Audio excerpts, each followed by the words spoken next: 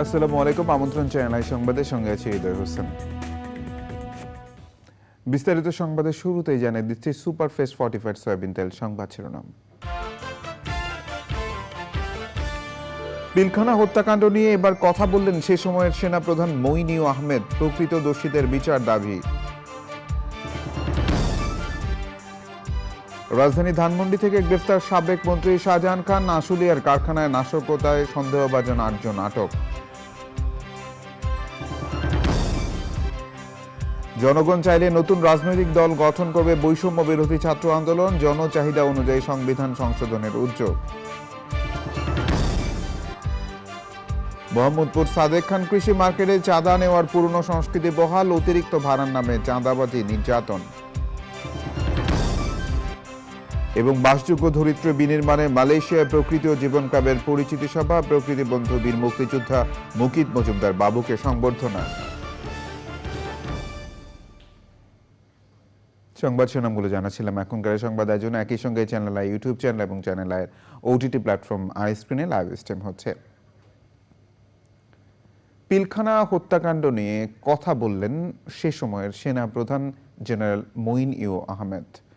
Online ভিডিওতে তিনি বলেছেন, পিলখানায় সে সময়ের ভিডিআর সদর দপ্তরে সেনা কর্মকর্তাদের উপর হামলার খবর পেয়ে ব্যবস্থা নিতে সেনাবাহিনীকে নির্দেশ দিয়েছিলেন তিনি। ঘটনা শুরুর দিকে র্যাবের একটি টিম পিলখানা এলাকায় পৌঁছালেও প্রবেশের অনুমতি না দেওয়ার সমালোচনা করেছেন তিনি। ওই নৃশংস ঘটনার প্রকৃত দোষীদের বিচার দাবি করেছেন সাবেক সেনাপ্রধান। নাজিব বেগের রিপোর্ট। ২০০৯ সালের ২৫ ও ২৬ ফেব্রুয়ারি পিলখানা ট্র্যাজেডিতে সে সময়ের বিডিআর মহাপরিচালক মেজর জেনারেল শাকিল আহমেদ সহ ৫৭ সেনা কর্মকর্তা মিলিয়ে মোট ৭৪ জন প্রাণ হারান। শেখ হাসিনা সরকারের পতনের পর নতুন করে আলোচনায় এসেছে বর্বরোচিত হত্যাকাণ্ডের বিচারের বিষয়টি। এবার সেই হত্যাযজ্ঞ নিয়ে নিজের অবস্থান তুলে ধরলেন সে সময়ের সেনাপ্রধান মইনিউ আহমেদ। জানান, বিপদ আঁচ করতে পেরেই ৪৬ স্বতন্ত্র ব্রিগেডকে প্রস্তুতি নিতে বলেন তিনি। কিন্তু বিদ্রোহ প্রতিরোধে আওয়ামী লীগ সরকারের কিছু সিদ্ধান্তের সমালোচনা করেন তিনি। ৯টা ৪৭ ডিজি বিডিআরকে ফোনে পাওয়া গেল। আমি ওনাকে জিজ্ঞেস করলাম কি হয়েছে। তিনি এক ভয়াবহ পরিস্থিতির সংক্ষিপ্ত বিবরণ আমাকে বলেন। ক্যাপ্টেন শফিকের নেতৃত্বে ৩৫০ জন র্যাবের সদস্য নিয়ে তিনি পিলখানা এলাকায় পৌঁছে যান। তার ঊর্ধ্বতন কর্মকর্তা থেকে অনুমতি চান পিলখানায় প্রবেশ করার জন্য, যেটা তিনি পাননি। তাকে যদি পারমিশন দেওয়া হতো ভিতরে প্রবেশ করার জন্য, বিদ্রোহীরা তখনও সংগঠিত হয়নি এবং কোনো ক্ষয়ক্ষতিও করতে পারেনি। তিনি ইজিলি তাদেরকে কন্টেইন করতে পারতেন এবং কিছুক্ষণ পরেই আমরা এসে তার সাথে মিলিত হয়ে বিদ্রোহী বিডিআর সদস্যদের সাথে আলোচনায় বসার আগে সাবেক প্রধানমন্ত্রী শেখ হাসিনা কথা বলেন ৩ বাহিনী প্রধানের সাথে। আমি প্রাক্তন প্রধানমন্ত্রীকে বলি, অপারেশন রেস্টোর অর্ডার পরিচালনার শুরুতেই আমাদের একজন সৈনিককে নিহত হতে হয়েছে এবং একজন গুরুতর আহত হয়েছে। এইমাত্র খবর পেলাম বিদ্রোহীরা অনেক অফিসারকে হত্যা করেছে। আমি আরও বলি, বিদ্রোহীদের কোনো শর্ত মানা যাবে না। আর আপনি তাদেরকে বলবেন অফিসার হত্যা এই মুহূর্তে বন্ধ করতে হবে। নির্মম ওই হত্যাকাণ্ডের প্রকৃত বিচার দাবি করেন তিনি। আশা করব একটি সুষ্ঠু তদন্তের মাধ্যমে প্রকৃত তথ্য বের করে যারা এখনো দোষী চিহ্নিত হয়নি এবং এর সাথে জড়িত ছিল তাদেরকে আইনের আওতায় এনে সঠিক বিচার করা হোক। পিলখানার ঘটনায় আলাদা তদন্ত আদালত করলেও সে সময়ের সরকারের সহায়তা পাননি বলে উল্লেখ করেন সাবেক এই সেনাপ্রধান।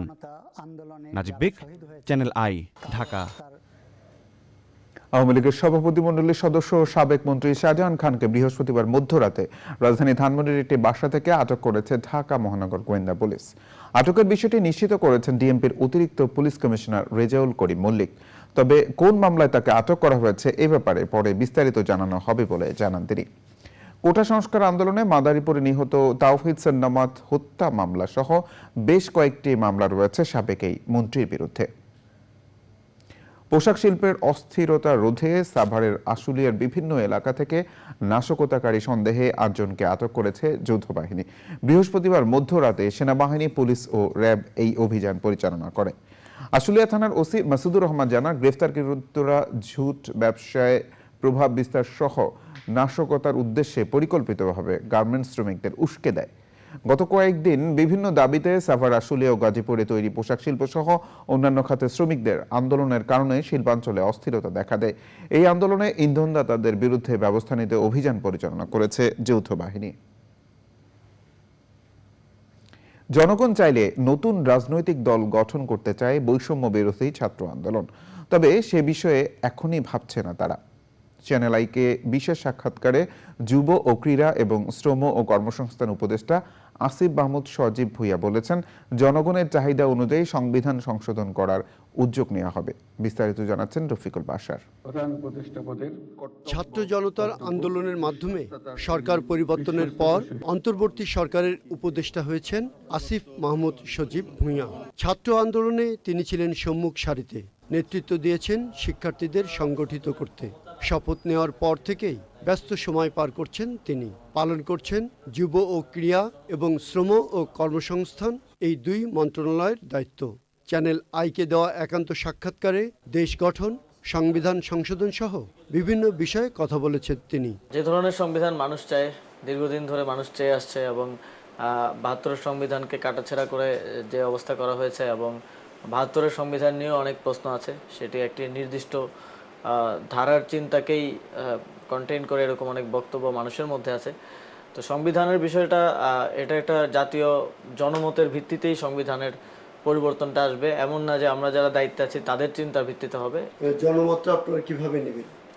জনমত তো আমরা যতটুকু দেখছি ইতিমধ্যেই আছে। এই আন্দোলনের সময়ই জনমত তৈরি হচ্ছিল, এবং এই সরকার গঠনের পরে বিভিন্ন সভা সেমিনারের প্রতি মানুষের রিয়াকশন এবং মানুষের সোশ্যাল মিডিয়া কিংবা পত্রপত্রিকায়, টিভিতেও আমরা দেখছি যে কি ধরনের বাংলাদেশ মানুষ চায়। জনমত তৈরি হয়ে আছে। এখন হয়তো প্রসেসটা নিয়ে প্রশ্ন হতে পারে, প্রসেসটা আমরা ডিসকভার করতে পারি। রাজনৈতিক দলগুলোর সাথে সংলাপ হবে, সকল স্টেক হোল্ডারের সাথে সংলাপের ভিত্তিতেই একটা নতুন বাংলাদেশের একটা নতুন সংবিধানের দিকে হয়তো আমরা যাব। দেশের মানুষ চাইলে রাজনৈতিক দল গঠন করার কথা ভেবে দেখবে বৈষম্য বৃদ্ধি ছাত্র আন্দোলন। আমরা তো অলরেডি পলিটিক্সেই আছি, যেহেতু সরকারে আছি। মানুষ এটা দল গঠনের ব্যাপারটা হচ্ছে, যদি বাংলাদেশের মানুষ চায়, মানুষের মধ্যে সেই আকাঙ্ক্ষাটা থাকে, সেই জায়গায় আমরা সেটা বিবেচনা করবো। এই বিষয়ে এখনো কোনো সিদ্ধান্ত হয়নি। বৈষম্য বিরোধী ছাত্র আন্দোলনের যারা আছেন সবাই এখনো রাজপথে কাজ করে যাচ্ছেন। তারাও মানুষের জনমতটা বোঝার চেষ্টা করছেন, এবং দেশ পুনর্গঠনে কিভাবে দেশের মানুষ দেশটা পুনর্গঠন করতে চায় সেই মতামতগুলো তারা একসাথে করছেন। এবং দেশের মানুষের যদি প্রয়োজনীয়তা থাকে যে তরুণদের কোনো রাজনৈতিক দল কিংবা রাজনৈতিক বন্দোবস্ত হওয়া প্রয়োজন, তাহলে আমরা ভেবে দেখব। তরুণদের কর্মস্পৃহা কাজে লাগাতে পারলে সুন্দর বাংলাদেশ গঠন করা সম্ভব হবে বলে আশা উপদেষ্টার। তরুণদের যেই শক্তি আছে, তাদের যেই চিন্তা এবং যেই কর্মস্পৃহা আছে, এটিকে যদি আমরা কাজে লাগাতে পারি, এটা ডক্টর মোহাম্মদ ইউনূস সবসময় বলেন, তাহলে বাংলাদেশ একটা সুন্দর বাংলাদেশ আমরা গড়তে পারবো। শুধুমাত্র আইডিয়াল জায়গা থেকে না, আমরা অর্থনৈতিকভাবেও বিশ্বের দরবারে মাথা উঁচু করে দাঁড়াতে পারবো, এটাই আমি বিশ্বাস করি। এবং এই আন্দোলনে তরুণরা যেভাবে ঝাঁপিয়ে পড়েছে, যেভাবে সব কিছু ভুলে দেশের জন্য এগিয়ে এসেছে, তারা যদি সামনে বাংলাদেশ পুনর্গঠনেও সেভাবে অংশগ্রহণ করে, এই অংশগ্রহণটা যদি থাকে, তাহলে আমরা একটা সুন্দর বাংলাদেশ গড়ার দিকে এগিয়ে যেতে পারবো। শ্রমিকের বৈষম্য দূর করতে যুগোপযোগী শ্রম আইন করার উদ্যোগ নেওয়া হবে বলেও জানান উপদেষ্টা আসিফ মাহমুদ। Rafiqul Bashar, channel I, Dhaka. যুব ও ক্রীড়া এবং শ্রম ও কর্মসংস্থান মন্ত্রণালয়ের উপদেষ্টা আসিফ মাহমুদ সজীব ভুঁইয়া বিস্তারিত সাক্ষাৎকারটি দেখবেন আজ রাত 10:30টায় চ্যানেল আইতে। মোহাম্মদপুর সাদেক খান কৃষি মার্কেট, যেখানে বিচিত্র রূপে চাঁদা নেওয়ার পুরনো সংস্কৃতি এখনও রয়ে গেছে। গণঅভ্যুত্থানের পর সাদেক খান আটক হলেও তার ম্যানেজারদের অতিরিক্ত ভাড়ার ছদ্মবেশে চাঁদা নেওয়া চলছেই। কখনো মার্কেট সংস্কার, কখনো বিদ্যুৎ বিল, কখনো ভাড়া বাড়িয়ে অতিরিক্ত টাকা নেওয়ার অভিযোগ করেছেন খুচরা বিক্রেতা ও আড়তদাররা। মাসুদ শাকিলের রিপোর্ট। মোহাম্মদপুর বেড়িবাঁধের পাশে ১৪ বছর আগে স্থানীয় আওয়ামী লীগ নেতা, পরে সংসদ সদস্য সাদেক খান কৃষি মার্কেট প্রতিষ্ঠা করেন। আপাতদৃষ্টিতে কোনো চাঁদাবাজি হচ্ছে না মনে হলেও এই মার্কেটের চাঁদার ধরন ভিন্ন। এখানকার ব্যবসায়ীদের দীর্ঘদিন ধরেই ভাড়া নৈরাজ্যের শিকার হতে হচ্ছে, যা এখনো চলমান। 800 টাকা ডেলি ভাড়া, তারপরে যে 120 টাকা নিচে নাইট গেটের, তারপর একটা লাইট জ্বালাইলে 20 টাকা দিতে হইব, একটা ফ্যান চালাইলে 20 টাকা দিতে হইব। মনে করেন হ্যাঁ এই 16 ডিসেম্বর আইলে 5000 দিতে হবে, এখন 3 পেলাইলে 8000 দিতে হইব। এরকম নিচে দিতাম না, কোনো কিছু নাই, কোনো রিসিপ্ট নাই, হারা হে ভাড়া নাই। কিডনি হুগে গেছে বেকারের দ্বারে, কিডনি হুগে গেছে। আহেন তদন্ত করেন, ঘুরিয়ে ঘুরিয়ে ঘরে ঘরে দিকেন কত অ্যাডভান্স দাও, কত ডেলি ভাড়া দাও, কত চলি ভাড়া দাও, কত মাছের বিরুদ্ধে ভাড়া নাও, কারেন্ট বিল কত নাও। দুর্নীতির এককালে বিশ্বের কাটে এই মার্কেট। 1000 টাকা চাওয়ানে আমার বলছে যে এটা 4000 টাকা ভাড়া। আগে দিতাম 1600 কারেন্ট বিল, এক একটা পয়েন্টে 400 করে নিতে, এখন আমার 4000 টাকা ভাড়া দিতে হবে। এই জন্য এটা বলা নেই, পরে খোপে নিয়ে আমার মারছে। মূলত এইসব ভাড়া তোলেন সাদেক খানের ম্যানেজাররা। গণ অভ্যুত্থানে ম্যানেজার বদল হলেও নৈরাজ্যের পরিবর্তন হয়নি। একটু বেশি হয়ে যায়, অতিরিক্ত ভাড়া হয়ে যায়। আমাকে এই জায়গাটার মধ্যে 750 টাকা ভাড়া নেয় ডেলি। নেয় কম মালিক পক্ষ নেয়। সাদেক খান নিয়ে গেছে, ম্যানেজার আছে, লোক আছে। ডালিম আসছিল সকালে কালেকশন করে গেছে, আজকে শুক্রবার না, আজকে গেছে সকালে গেছে। সাদেক খানের বর্তমান ম্যানেজার ডালিম গণমাধ্যমের টিম যাওয়ার খবর পেয়ে সটকে যান। বারবার ফোন করলেও তাকে পাওয়া যায়নি। Masrur Shakil, channel I, Dhaka. পুলিশের গোয়েন্দা শাখা ডিবিতে কোনো ধরনের গ্রেফতার বাণিজ্য চলবে না বলেছেন ঢাকা মেট্রোপলিটন পুলিশ ডিএমপির নতুন ডিবি প্রধান রেজাউল করিম মল্লিক। ঘুষ লেনদেন বন্ধ করার ইঙ্গিত দিয়ে চ্যানেল আইকে বিশেষ সাক্ষাৎকারে তিনি বলেছেন, ডিবির পোশাকে কোনো পকেট থাকবে না। ডিবি প্রধান বলেছেন, ভাতের হোটেলের নামে প্রতারণা নয়, বরং ডিবি হবে অসহায় মানুষের সেবা কেন্দ্র। এনামুল কবির রূপমের রিপোর্ট। ছাত্র জনতার গণ অভ্যুত্থানে ক্ষমতাচ্যুত সরকারের সময় কয়েক দফায় পদোন্নতি বঞ্চিত হয়েছেন রেজাউল করিম মল্লিক। তার ব্যাচের অনেকে এডিশনাল আইজি পর্যন্ত হয়েছেন, কিন্তু তাকে আটকে রাখা হয়েছিল এসপি পদে। গণ অভ্যুত্থানে ক্ষমতায় আসা অন্তর্বর্তী সরকার তাকে ডিআইজি হিসেবে পদোন্নতি দিয়ে ডিবি প্রধানের মতো গুরুত্বপূর্ণ দায়িত্ব দিয়েছেন। যোগদান করে চ্যানেল আইকে বলেছেন, আগের মতো আর স্বজনদের খোঁজে আসা মানুষের ভিড় থাকবে না মিন্টো রোডের ডিবি কার্যালয়ের গেটে। গ্রেপ্তার স্বজনদের আত্মীয়রা এসে কি খোঁজ নিলে জানতে পারবে? অবশ্যই জানতে পারবে। যদি কোনো অপরাধীকে আমরা এখানে এনে থাকি, তাহলে অবশ্যই জানতে পারবে যে এখানে কে কোন আসামি আছে। ডিবি অফিসকে বলা হতো হারুনের ভাতের হোটেল, তো এটা কি এই অবস্থায় থাকবে নাকি আপনারা কোনো উত্তরণ ঘটাবেন? ভাতের হোটেল কি? এখানে তো আমরা করি সরকারি চাকরি। আমাদের চাকরির যে নির্দেশনা আছে, ঊর্ধ্বতন কর্তৃপক্ষের যে নির্দেশনা আছে, সেই নির্দেশ মোতাবেক আমরা সরকারি আদেশ পালন করে যাব। বিভিন্ন সময়ে দুর্নীতি ও প্রতারণার কারণে হারানো ডিবির ভাবমূর্তি ফেরাতে চান বললেন ডিএমপির নতুন ডিবি প্রধান। স্বরাষ্ট্র উপদেষ্টা মহোদয় বলেছেন যে আমাদের শার্টে কোনো পকেট থাকবে না। আমি স্যারের সেই নীতি অনুসরণ করে কোনো শার্টে কোনো পকেট থাকবে না। আমরা যে বেতন এবং রেশন পাই তা দিয়ে আমাদের সংসার চালাতে হবে। এখানে কোনো দুর্নীতিকে প্রশ্রয় দেওয়া হবে না। যে দুর্নীতি করবে তার বিরুদ্ধে আমরা বিভাগীয় মামলা সহ যদি প্রমাণিত হয় সব ব্যবস্থা নিব। 17তম বিসিএসের এই পুলিশ কর্মকর্তা বললেন, সব কর্মকর্তা সদস্যদের পদায়ন হলে ডিবির কার্যক্রমে গতি ফিরবে। শ্রদ্ধেয় প্রধান উপদেষ্টা ডক্টর মোহাম্মদ ইউনূস স্যার, মাননীয় স্বরাষ্ট্র উপদেষ্টা মহোদয়, তার নেতৃত্বে এনামুল কবির রূপম, চ্যানেল আই, ঢাকা। সরকারের জন্য নিউ ডেভেলপমেন্ট ব্যাংক এনভিডি হতে পারে বিদেশি অর্থায়নের বড় উৎস। সংস্থাটির ভাইস প্রেসিডেন্ট ভ্লাদিমির কাজভেকভ বলেছেন, বাংলাদেশের আর্থসামাজিক উন্নয়ন, বিশেষ করে শিক্ষা, স্বাস্থ্য ও মানব সম্পদ উন্নয়নে বড় অর্থায়ন করতে চায় এনডিবি। বিশ্বব্যাংক, এডিবি ও আইডিবি সহ বহুজাতিক কোনো ব্যাংকে প্রতিদ্বন্দ্বী মনে করেন না তিনি। তবে ব্রাজিল, চীন, রাশিয়া, ভারত এবং সাউথ আফ্রিকার নেতৃত্বে প্রতিষ্ঠিত হওয়ায় বাংলাদেশের মতো উন্নয়নশীল দেশের উন্নয়নকে অগ্রাধিকার দেবে নিউ ডেভেলপমেন্ট ব্যাংক। রিজভি নওয়াজের রিপোর্ট। ব্রাজিল, চীন, রাশিয়া, ভারত এবং দক্ষিণ আফ্রিকা 5 উন্নয়নশীল দেশের নেতৃত্বে ব্রিক্স ব্যাংক নামে প্রতিষ্ঠিত হলেও শেষ পর্যন্ত নিউ ডেভেলপমেন্ট ব্যাংক হিসেবে যাত্রা শুরু করল আরও একটি বহুজাতিক উন্নয়ন ব্যাংক। 8 বছরের পথচলায় সবশেষ সদস্য হয়েছে মিশর, সংযুক্ত আরব আমিরাত এবং বাংলাদেশ। নতুন সদস্যদের মধ্যে সবার আগে 2 প্রকল্পে প্রায় $1 বিলিয়ন ঋণ পাচ্ছে Bangladesh.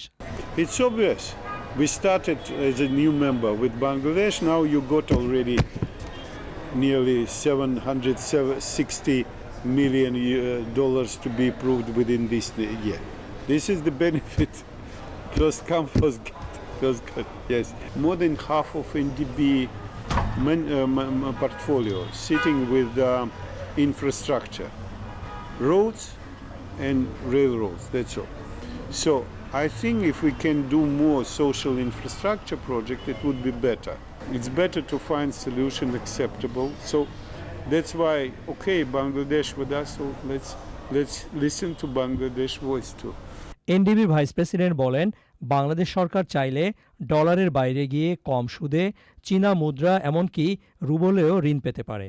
You can see that we can provide not only USD, we can provide CNY, maybe some other countries, provide more opportunities for the government choice. Yeah, you are saying that 3 currencies. Yes, for the moment. Yeah. Later, maybe others. And we more than eager to co-finance together with them, as well as sometimes we have certain project co-finance together with ADB and others. So it's not like competition. We have no competition. Partners. Sometimes it is very good to have other MDB.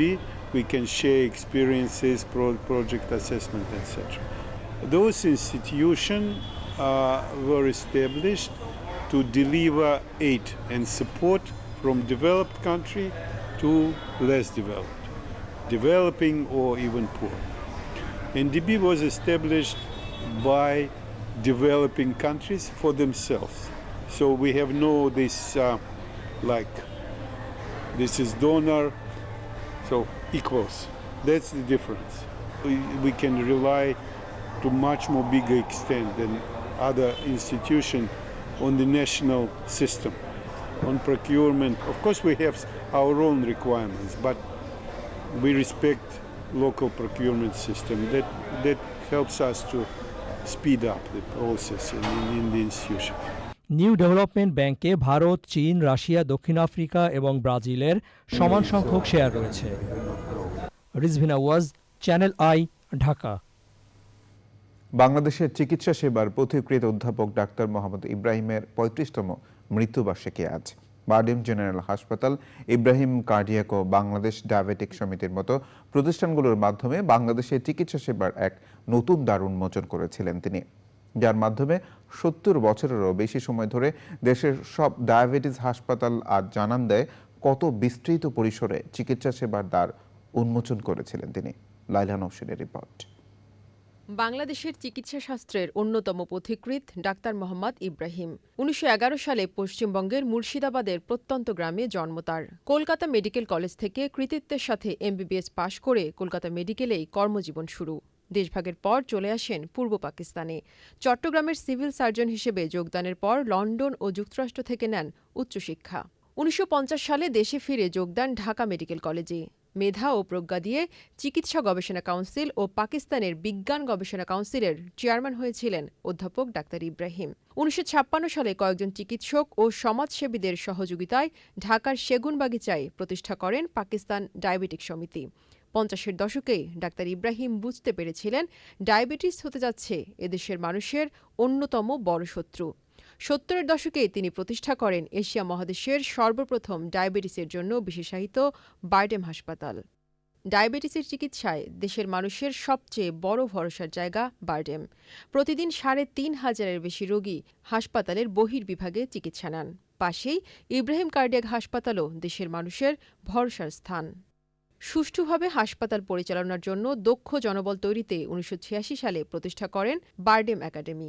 বারডেমে নিবন্ধনকৃত রোগীর সংখ্যা প্রায় ৭.৫ লাখ। প্রতিদিন ৩,০০০-এর বেশি রোগী হাসপাতালের বহির্বিভাগে চিকিৎসা নেন। এছাড়াও তিনি তৈরি করেছেন বাংলাদেশ ফলিত পুষ্টিবিজ্ঞান গবেষণা ও প্রশিক্ষণ কেন্দ্র, গড়েছেন পুনর্বাসন ও কারিগরি প্রশিক্ষণ কেন্দ্র। এদেশের চিকিৎসা সেবাকে মানুষের দ্বার প্রান্তে নিয়ে যাওয়ার এক মহারথী ছিলেন ডাক্তার মোহাম্মদ ইব্রাহিম। প্রবাদ প্রতিম কিংবদন্তি অধ্যাপক ডাক্তার মোহাম্মদ ইব্রাহিমের ৩৫তম মৃত্যুবার্ষিকীতে চ্যানেল আই পরিবারের শ্রদ্ধা। Laila Nowshin, channel I. ভবিষ্যৎ প্রজন্মের বাসযোগ্য ধরিত্রী বিনির্মাণে ঐক্যবদ্ধ প্রয়াসের অংশ হিসেবে মালয়েশিয়ায় প্রকৃতি ও জীবন ক্লাবের পরিচিতি সভা হয়েছে। প্রতিষ্ঠানটির চেয়ারম্যান প্রকৃতি বন্ধু বীর মুক্তিযোদ্ধা মুকিত মজুমদার বাবুকে সে সময় সংবর্ধনা দেয়া হয়। আয়োজনে অংশ নিয়ে জলবায়ু অভিঘাত মোকাবেলায় সবাইকে সবুজায়নে এগিয়ে আসার আহ্বান জানান তিনি। আলিমাল রাজের রিপোর্ট।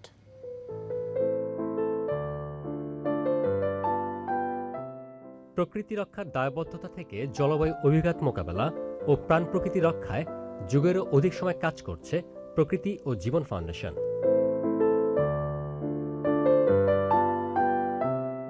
পরিবেশ বান্ধব সবুজ দেশ গড়ার আন্দোলনে সাধারণ মানুষকে যুক্ত করতে সারা দেশে চলমান প্রকৃতি ও জীবন ক্লাবের কার্যক্রম।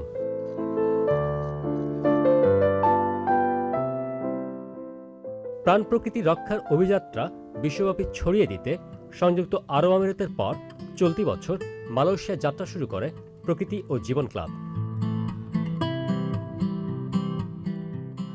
এরই ধারাবাহিকতায় পরিচিতি সভা ও সংবর্ধনা অনুষ্ঠান। সম্মাননা জানানো হয় দেশের প্রকৃতি পুরুষ ও প্রকৃতি ও জীবন ফাউন্ডেশনের চেয়ারম্যান মুকিত মজুমদার বাবুকে।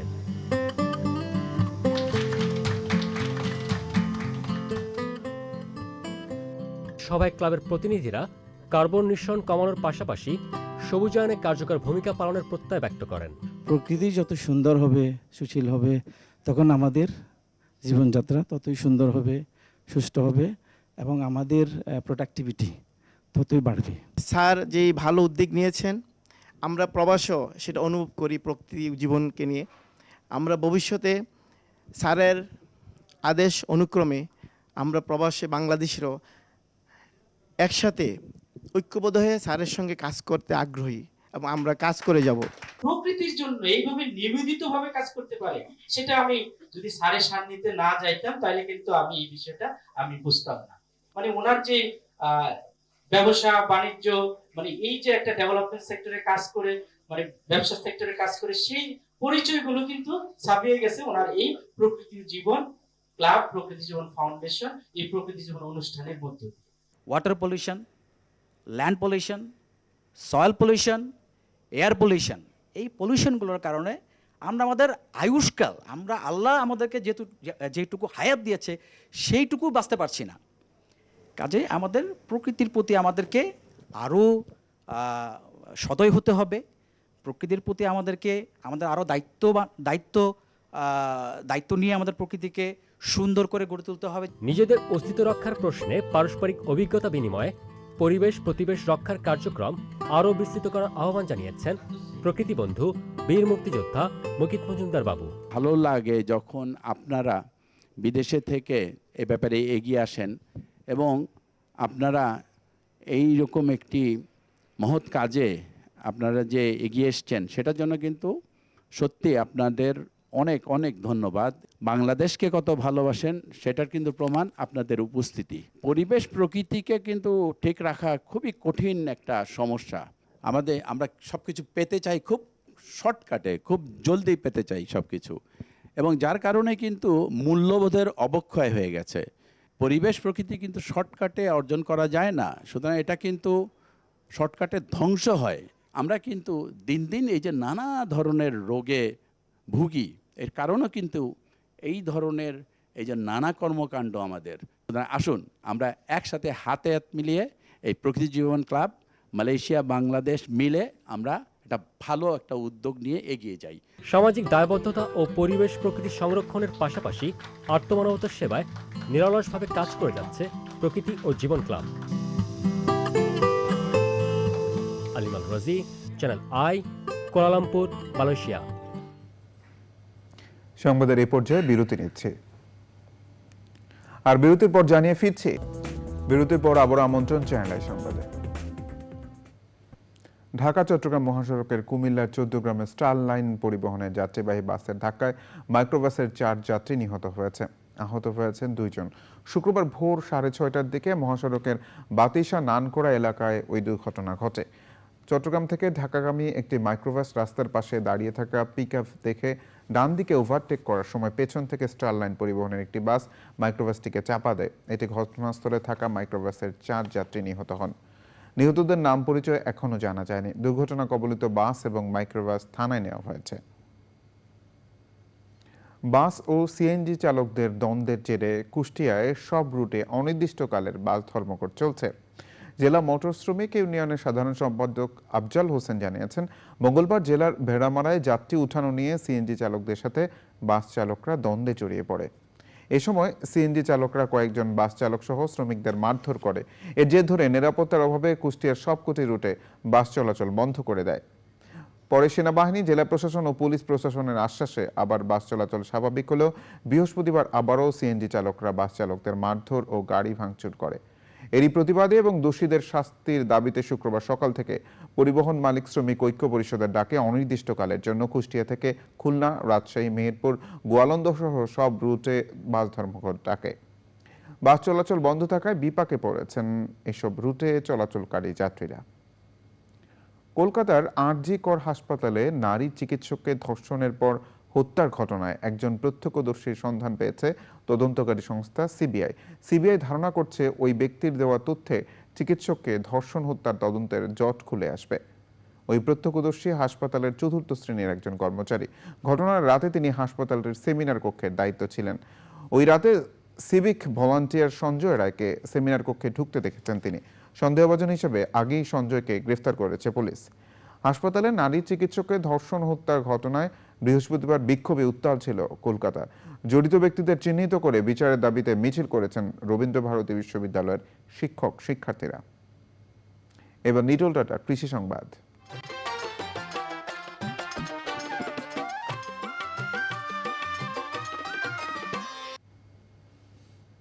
সিরাজগঞ্জের বিভিন্ন উপজেলায় কৃষকের বাড়ির আঙিনায় জনপ্রিয় হয়ে উঠেছে বস্তায় আদা চাষ। কৃষি বিভাগের সার্বিক সহযোগিতায় প্রতি স্থানে এই চাষাবাদে ব্যাপক লাভের আশা করছেন স্থানীয় কৃষক। সিরাজগঞ্জ প্রতিনিধি ফেরদৌস রবিনের পাঠানো তথ্যচিত্রে সৈয়দ অদিতার রিপোর্ট। সিরাজগঞ্জের কৃষক এতদিন সমতল ভূমিতেই আদা চাষ করে আসছিলেন। গত বছর স্থানীয় কৃষি বিভাগ অল্প সংখ্যক কৃষকদের মাঝে নানা উপকরণ দিয়ে বস্তায় আদা চাষের প্রতি আগ্রহী করে তোলে। এতে লাভবান হয় এবার সমতল ভূমির পাশাপাশি বস্তাতেও লক্ষ্যমাত্রার চেয়ে দ্বিগুণ জমিতে আদা চাষ করছেন তারা। কৃষক জানান, বস্তায় আদা চাষ একটি আধুনিক টেকসই প্রযুক্তি। ছায়াযুক্ত পতিত জমিতে অল্প খরচে এটি চাষ করা যায়। স্থানীয় কৃষি অফিসারের পরামর্শ অনুযায়ী বলল যে এইভাবে বস্তার মধ্যে নতুন পদ্ধতিতে আদা চাষ করলে পারে সেই আদা চাষের ফলন ভালো হবে এবং খরচ কম হবে। এইবার প্রথম বস্তা আদা চাষ করছি, যে পরিমাণ ফলন হয়েছে তাতে প্রত্যেক বস্তায় 3 থেকে 4 কেজি আশা করা যায় পাবো। তো সালা গাড়ি আবার নতুন করে দিছি আমরা, তাতে দাদা পরিবর্তন ভালো, গাছের জোর ভালো দেখতেছি। নতুন প্রযুক্তিতে যে আদা চাষ হচ্ছে এইটার উপরেই আমরা এখন জোর দেব। স্থানীয় কৃষি বিভাগ জানিয়েছে, আমদানি নির্ভরতা কমাতে মশলা জাতীয় ফসল আদা চাষ সম্প্রসারণে নানাভাবে কাজ করছেন তারা। বস্তায় আদা চাষের কৃষকের যথেষ্ট আগ্রহ পাচ্ছি এবং কৃষকরা এরা সামনে সময় এরা নিজেদের উদ্যোগেই এই আদা চাষটা, এই মশলা জাতীয় চাষটা সম্প্রসারণ করবে, যাতে আমাদের বহির্বিশ্ব থেকে আদাটা আমদানি না করা লাগে। তা আমরা যদি এই বস্তায় আদা চাষের মাধ্যমে আমাদের পারিবারিক চাহিদাটা পূরণ করতে পারি, সেক্ষেত্রে কিন্তু আমাদের পারিবারিক ডিমান্ডটা ফুলফিল হবে এবং কৃষককে কিন্তু আলাদাভাবে বাজার থেকে কিন্তু মশলাজাতীয় ফসলটা ক্রয় করতে হবে না। এর ফলে কিন্তু আমাদের সামগ্রিক চাহিদার উপরে একটা চাপ কমবে। চলতি বছর জেলায় 25,500 হেক্টর জমিতে আদা চাষের লক্ষ্যমাত্রা ধরা হলেও চাষ হয়েছে 52,000 হেক্টর জমিতে। সৈয়দ অদিত, চ্যানেল আই, ঢাকা। এবার প্রকৃতি সংবাদ।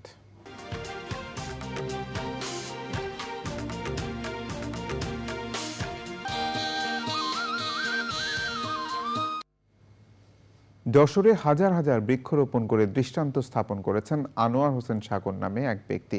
প্রায় 1.5 যুগ ধরে নিজ খরচে বিভিন্ন সড়কের দুপাশে গাছ রোপণ করছেন তিনি। জলবায়ু পরিবর্তনের বিরূপ প্রভাব মোকাবেলা ও প্রাকৃতিক ভারসাম্য রক্ষায় এমন দৃষ্টান্ত এলাকাবাসী সহ সবাইকে আরো উদ্বুদ্ধ করবে বলছেন স্থানীয়রা। আকরামুজ্জামানের রিপোর্ট। যশোর সদরের লেবুতলা গ্রাম সহ বিভিন্ন সড়কের দুপাশে শোভা পাচ্ছে ফলদ, বনজ ও ঔষধি সহ বিভিন্ন প্রজাতির গাছ। প্রকৃতির প্রতি ভালোবাসার টানে 2009 সাল থেকে এলাকার শিক্ষা প্রতিষ্ঠান সহ বিভিন্ন রাস্তায় বৃক্ষরোপণ করে আসছেন আনোয়ার হোসেন সাগর। পেশায় ঠিকাদার এই বৃক্ষপ্রেমী সম্পূর্ণ নিজ খরচে জেলার বিভিন্ন এলাকায় 30,000-এরও বেশি বৃক্ষরোপণ করেছেন। আমি আজ পর্যন্ত কারো কাছ থেকে 5টা গাছও পাইনি, 5টা টাকাও পাইনি। যা করছি আজ সবই আমার নিজ অর্থায়নে করছি। কিছু লোক এবং গরু ছাগলের গাছগুলি নষ্ট করে দেয় বেশি। আমার মেন টার্গেট হলো এই খালটা পাখির অভয়ারণ্য করার। এইগুলো আমার ভালো লাগে। গাছ লাগানো সদগায়ে জারিয়া, সবচেয়ে বড় কথা গাছের দফ হবো, মানুষের দফ হবো, পাখির দফ হবো। সবুজায়নের উদ্যোগে যুক্ত হচ্ছেন এলাকার বিভিন্ন শিক্ষা প্রতিষ্ঠানের শিক্ষার্থীরা। আমাদের এখানে গাছ লাগাচ্ছে এবং গাছ রাখায় পরিবেশ রক্ষা করতেছে। এই চারা গাছগুলো সকলে মেরে ফেলার চেষ্টা করে, কেউ যেন ওই চারা গাছগুলো না মেরে ফেলে অনুরোধ করছি। আমাদের চারপাশে সবুজে ভরে যাবে, এভাবে গাছ লাগালে সবাই যেন এই উদ্যোগটা নেয়। পরিবেশ রক্ষা হচ্ছে এবং গাছে সবুজ হচ্ছে। প্রকৃতি ও পরিবেশের ভারসাম্য রক্ষায় গুরুত্বপূর্ণ ভূমিকা রাখছে এসব গাছ।